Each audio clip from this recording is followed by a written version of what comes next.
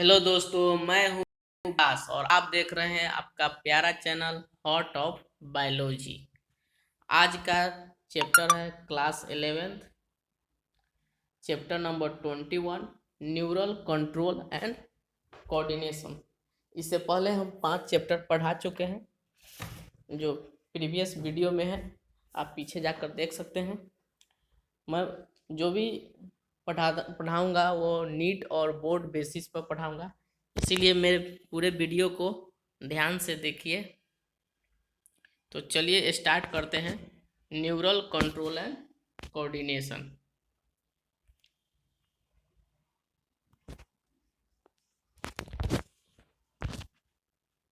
As you know, हम लोग जानते हैं कि the function of the organ system in our body must be coordinate to maintain homeostasis. जो फंक्शन है हमारे ऑर्गन सिस्टम का हमारे बॉडी में, वह एक कोऑर्डिनेट मैनर में है, एक दूसरे से जुड़ा हुआ है, जो हमारे होम्योस्टेटिस को मेंटेन करता है। ठीक है, चलिए अब आगे स्टार्ट करते हैं। Coordination is the process through which into two or more organ interact and complete the function of one another। Coordination एक ऐसा प्रोसेस है जिसमें दो और उससे ज़्यादा ऑर्गन इंटरेक्ट करता है एक दूसरे से और एक दूसरे के फंक्शन को कंप्लीट करता है और कंप्लीट करता है फंक्शन को। जैसे when we do physical exercise, जब हम लोग फिजिकल एक्सरसाइज करते हैं, the energy demand is increase maintaining and increase muscular muscles activity. जब हम लोग फिजिकल एक्सरसाइज करते हैं तो एनर्जी जो है वह डिमांड करता है कि मस्कुलर एक्टिविटी का एनर्जी ज़्यादा चाहिए, उसको डिमांड करता है। The supply of oxygen is also increase, तो मस्कुलर को काम करना है ज़्यादा, इसलिए ऑक्सीजन का भी ज़्यादा ज़रूरत पड़ता है। The increase supply of oxygen necessity and increase in the rate of respiration. कह रहा है कि ऑक्सीजन का जब ज़्यादा ज़रूरत पड़ा तो रेस्पायरेशन का भी ज़्यादा ज़रूरत पड़ेगा, इसलिए रेस्पायरेशन का भी ज़्यादा ज़रूरत पड़ेगा। Heart beat and increase volume by blood vessels. अब हार्ट बीट भी ज़्यादा स्पीड से बीट करेगा और ब्लड भी फ्लो करेगा वेसल्स के द्वारा ज़्यादा। व्हेन फिजिकल एक्सरसाइज स्टॉप, जब फिजिकल एक्सरसाइज को रोक देते हैं, the activity of nerve, lungs, heart, kidney gradually return to their normal condition, तो वो अपने नॉर्मल कंडीशन में आ जाता है। Thus the function of muscles, lungs, heart, blood vessels, kidney and other organ are coordinate while performing the physical exercise. कह रहा है कि सिर्फ एक एक्सरसाइज करने पर हमारा जो मसल्स है, लंग्स है, हार्ट है, वेसल्स है, किडनी है, इतने इतने ऑर्गन को काम करना पड़ गया, इसीलिए इसे हम लोग कहते हैं कोऑर्डिनेट होता है, एक दूसरे से कोऑर्डिनेट होता है। In our body neural system और endocrine system jointly coordinate and integrate all the activity of the organ so that they are synchronized fashion में होता है। कौन?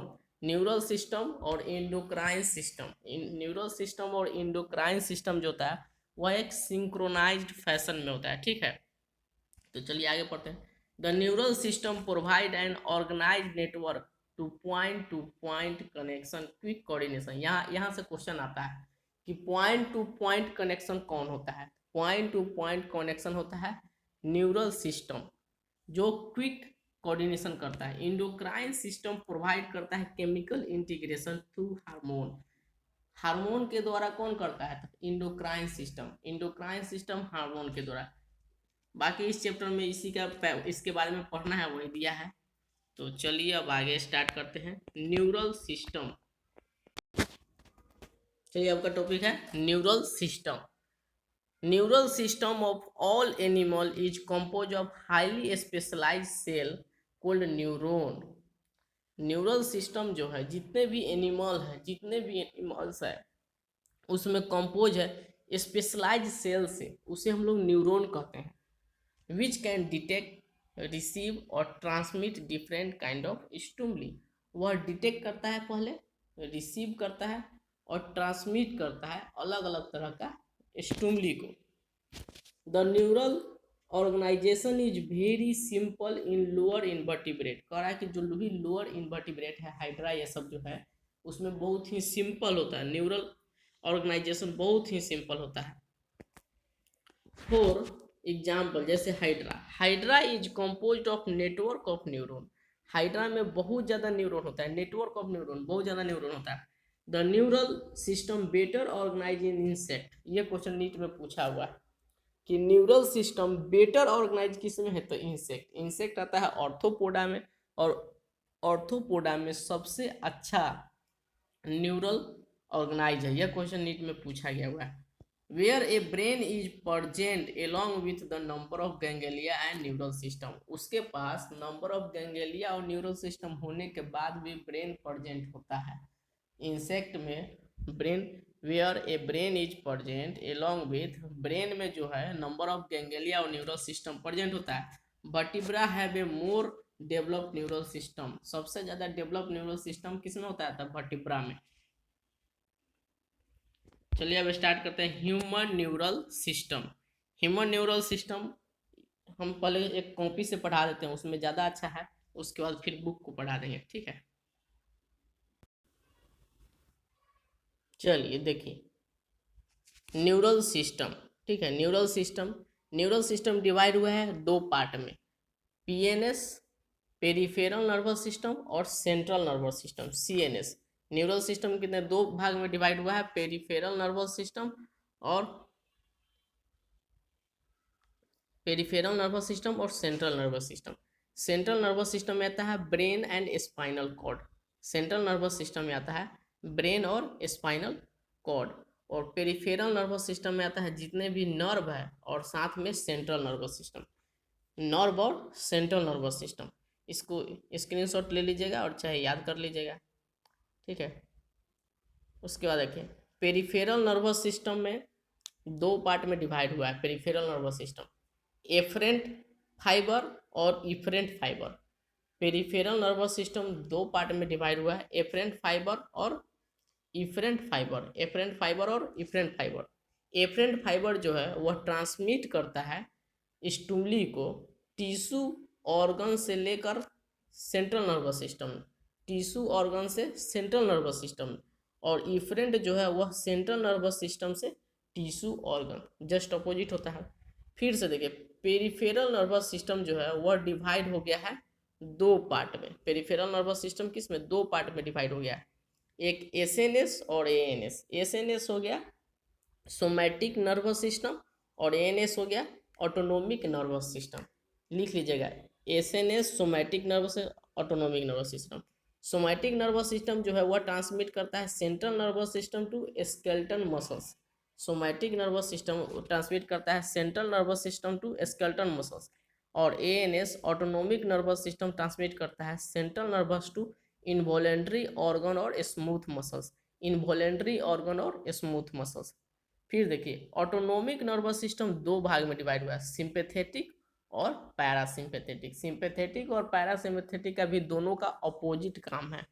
चलिए तो अब एनसीईआरटी, इसको एक बार एक स्क्रीनशॉट ले लीजिए, उसके बाद स्क्रीनशॉट ले लीजिए, उसके बाद चलते हैं एनसीईआरटी में।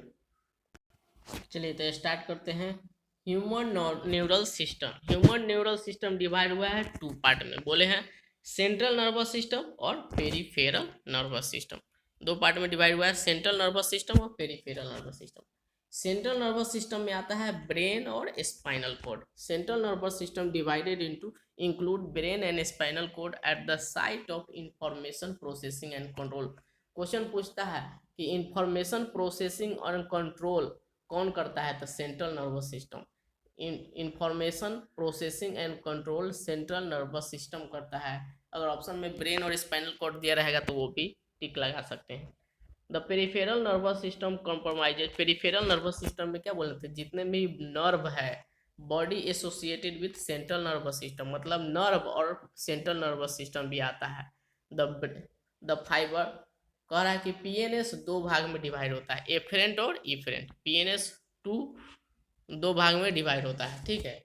एफरेंट नर्व फाइबर ट्रांसमिट करता है tissue organ to central nervous system बता चुके हैं। एफरेंट जो है वह टिश्यू ऑर्गन से सेंट्रल नर्वस सिस्टम, और इफरेंट जो है वह ट्रांसमिट करता है इम्पल्स को सेंट्रल नर्वस सिस्टम से peripheral nervous system, central nervous system से पेरिफेरल। तो ENF central nervous system peripheral. फिर देखिए पीएनएस जो है वह डिवाइड होता है दो भाग में, somatic nervous system, autonomic nervous system.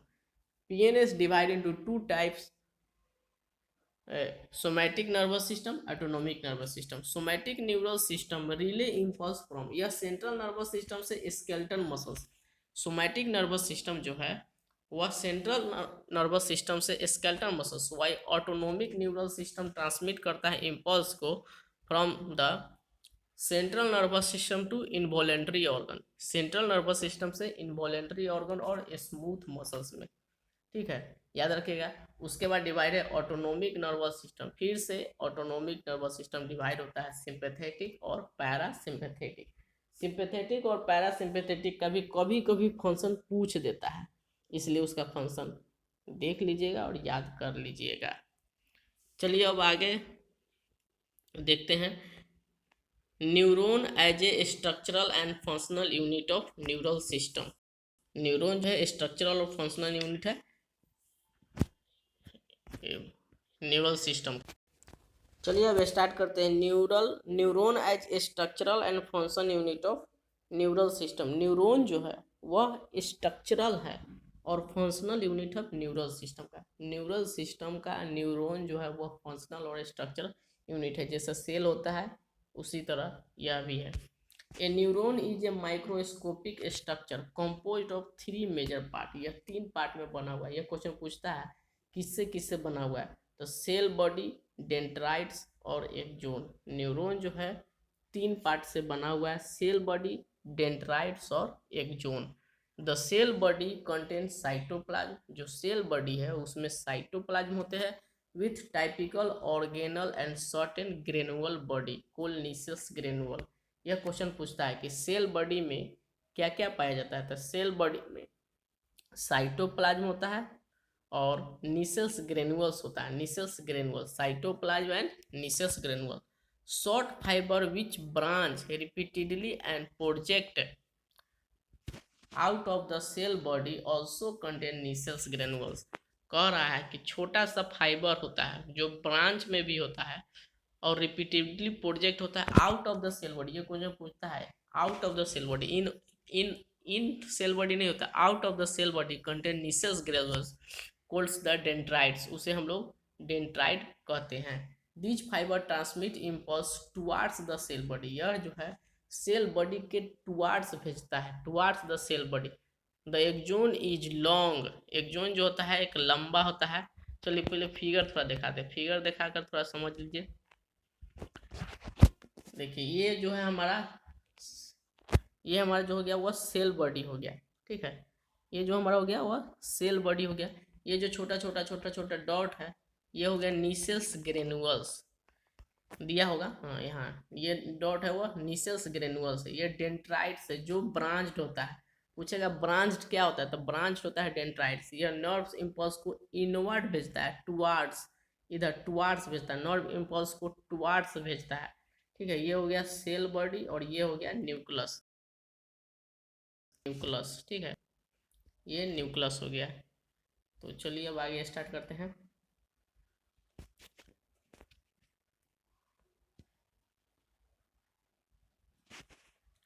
The distal end which branch, जो डिस्टल इंड है, लास्ट वाला जो इंड है वह ब्रांच्ड भी होता है।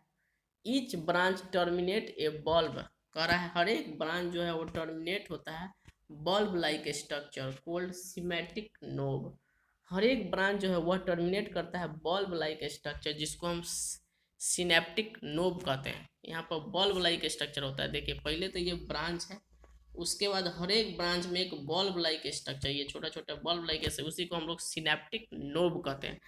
एक जोन टर्मिनल है जो कि ब्रांच है, उसे सिनेप्टिक नोब कहते हैं। ठीक है, विच पोजेस सिनेप्टिक वेसल्स, उसमें सिनेप्टिक वेसिकल्स होता है जो कंटेन करता है न्यूरोट्रांसमीटर। न्यूरोट्रांसमीटर सिनेप्टिक वेसिकल्स जो गोल वाला है लास्ट वाला सिनेप्टिक नोब, उसमें होता है सिनेप्टिक वेसिकल्स वह ट्रांसमिट करता है वह कंटेन करता है neurotransmitter. The axon terminal nerve impulse away from the cell body to synapse of the neuromuscular junction. कह रहा है कि एक्सोन जो है वह ट्रांसमिट करता है नर्व इम्पल्स को away from the cell body, cell body ऊपर था, ऊपर से नीचे की तरफ भेजता है synapse to neuromuscular junction, neuromuscular junction के पास। Based on the number of axon dendrites and neuron are divided into 3 part. कह रहा है एक्सोन और डेंड्राइट्स के आधार पर, एक्सोन और डेंड्राइट्स के आधार पर इसको 3 टाइप्स में बांटा गया है। ठीक है, न्यूरॉन को 3 पार्ट में बांटा गया है एक्सोन और डेंड्राइट्स के आधार पर। पहला है मल्टीपोलर। मल्टीपोलर का मतलब हो गया एक एक्सोन और 2 और मोर डेंड्राइट। मल्टीपोलर का मतलब हो गया जैसे ये एक एक्सोन, ये एक एक्सोन हो गया, और 2 और 3, ये क्या है मल्टीपोलर का फिगर है। ये डेंड्राइट्स बहुत सारा है, 6 डेंड्राइट्स है इसमें, 6 डेंड्राइट्स है। तो ये हो गया मल्टीपोलर। मल्टीपोलर का मतलब हो गया 1 एक्सोन और 2 और more dendrites found in the cerebral cortex. Example बहुत इंपॉर्टेंट है, एग्जाम्पल याद कर लीजिएगा, इसमें बहुत इंपॉर्टेंट। सेरेब्रल कॉर्टेक्स कहाँ पर पाया जाता है? सेरेब्रल कॉर्टेक्स में। बाइपोलर, बाइपोलर में 1 एक्सोन और 1 डेंड्राइट, एक एक्सोन और एक को डेंड्राइट होता है। वह वह पाया जाता है रेटिना ऑफ आई, वह आई के रेटिना में पाया जाता है। यूनिपोलर, यूनिपोलर मतलब हो गया सेल बॉडी विथ एक्सोन, इसमें डेंड्राइट नहीं होगा। यूनिपोलर में डेंड्राइट नहीं होता है, यूनिपोलर में डेंड्राइट नहीं होता है, उसमें सेल बॉडी और एक्सोन होता है। यूजुअली पाया जाता है एम्ब्रायोनिक स्टेज, जब एम्ब्रायोनिक स्टेज में होते हैं हम लोग तब यह पाया जाता है। ठीक है, यह एम्ब्रायोनिक स्टेज में पाया जाता है। यहाँ देखिए, there are 2 type of axon, 2 तरह का एक्सोन होता है, एक माइलिनेटेड और एक नॉन माइलिनेटेड। 2 तरह का एक्सोन होता है, एक माइलिनेटेड और एक नॉन माइलिनेटेड है। Myelinated nerve fibre envelop with Schwann cell, जो माइलिनेटेड होता है वह स्वान सेल से इन्वेलप होता ही है, यह निश्चित है। Which form myelin sheath around the axon, जो कि एक्सोन के चारों तरफ माइलिन शीथ बनाता है। देखिए फिगर, एक्सोन के चारों तरफ ये देखिए माइलिन शीथ बनाया है, माइलिन शीथ एक्सोन के चारों तरफ ये सब क्या है? माइलिन शीथ होता है। ठीक है, उस myelin sheath envelopment. Which form myelin sheath हो गया, the gap between the adjacent myelin sheath, उसे हम नोड ऑफ रैनवियर कहते हैं। एडजेसेंट जो माइलिन शीथ है उसके बीच बीच में जो गैप है उसे हम लोग नोड ऑफ रैनवियर कहते हैं। Myelinated nerve fibre found in spinal cord and cranial nerve, ये भी इंपॉर्टेंट है। जो माइलिनेटेड है वह पाया जाता है कहाँ पर? स्पाइनल कॉर्ड में और क्रेनियल नर्व में। स्पाइनल कॉर्ड और क्रेनियल नर्व, स्पाइनल कॉर्ड और क्रेनियल नर्व। और जो अनमाइलिनेटेड है, देखिए अनमाइलिनेटेड नर्व फाइबर पाया are enclose by Schwann cell, जो अनमाइलिनेटेड है वह इंक्लोज होता है स्वान सेल से। दैट डज नॉट फॉर्म, लेकिन वह माइलिन शीथ नहीं बनाता है। स्वान सेल से तो दोनों इंक्लोज होता है, लेकिन एक माइलिन शीथ बनाता है, एक माइलिन शीथ नहीं बनाता है। अराउंड द एक्सोन वह कॉमनली पाया जाता है ऑटोनोमस और सोमैटिक। इसका एग्जांपल याद कर लीजिएगा, ऑटोनोमस और सोमैटिक न्यूरल सिस्टम में पाया जाता है। अब टॉपिक है generation and conduction of nerve impulse. इस टॉपिक को कल पढ़ा जाएंगे, तब तक के लिए थैंक यू, बाय। और प्लीज़ मेरे चैनल को सब्सक्राइब कर दीजिए और ज़्यादा से ज़्यादा शेयर कर दीजिए, और प्लीज़ कमेंट कीजिए वीडियो अच्छा है कैसा है और एक्सप्लेन की ज़रूरत है। धन्यवाद।